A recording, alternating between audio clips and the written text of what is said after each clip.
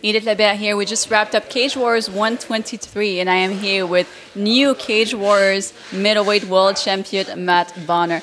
Matt, you've had so many ups and downs leading up to this. How does it feel to finally have this belt on your shoulder? It feels a little bit surreal, to be honest. Like you've mentioned, my career has not been like an upward trajectory, really. It's only the last maybe 3 or 4 fights where it's all gone my way, so it's very satisfying. I think it makes quite an interesting story. I kind of lost my first 2 pro fights. I had an up and down record, and I went to next gen, and it all changed from there. So that's been the best decision in my life, I think, was going to the next gen. You've never been stopped before, and there's one man that could have stopped you, and he definitely tried. It's Matthias Frederick. It says a lot about your toughness. And what was going through your mind getting into those later rounds? He did hit very hard, and he's a big fella as well. I was surprised how big he looked when I was in there, but there was never a time where I felt like I was wobbled, I was going to go unconscious at any point. It was just sheer tiredness at the end. I didn't really have the intention of coming in and wrestling as much as that. I was almost forced to because of how tired I was. I think that might be because it was the first 5-rounder I've ever done, and obviously the anticipation and nerves of it being a title fight as well made a big difference, I think.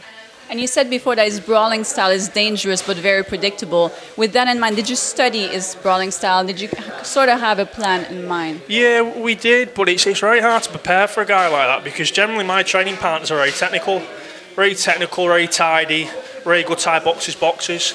There's no one really in the gym who's as wild as Frederick is, so it is very tough to simulate. Even though the training partners are doing the best to simulate it, you can't really do it. And they're very technical, where Frederick, again, is very much brawling style. You really turned things around and made the best out of this pandemic. You've had tremendous success. You're now the champion. What do you attribute it to? I think it was 2 big changes that I made. One was obviously going to next gen, and the second one was after the Jamie Richardson fight, where I put so much pressure on myself, and I almost ruined the whole experience. And since that fight, I've very much gone in with the mindset of I'm going to enjoy myself. Unfortunately, we can't do this forever in terms of you can't fight in your 40s, 50s. It's a very short career, and what I didn't really want to do was finish my career and then regret not enjoying it as much as I should have. So certainly the last 4 fights, I've just had a really good time training and just enjoying the whole process. You just became the champion. Obviously, you want to enjoy it, but at the same time, your momentum seems unstoppable. So how soon do you want to get back in there? I think I'm going to take a week out at least and just kind of enjoy myself.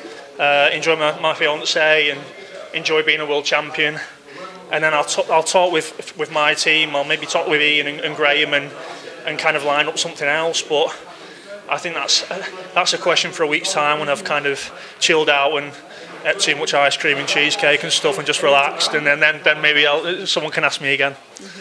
And then what about after that? Do you feel like you're going to defend the title a few times, and then are you hoping to get in the UFC? Yeah, I mean, it's very much the opportunities that come up. UFC is coming in September, I believe, in London. If someone does pull out as a middleweight, maybe I can get that opportunity to step in. If I need to defend the belt a few times, I'll do that instead. Well, thank you so much, and congratulations. Thank you very much. Thank you.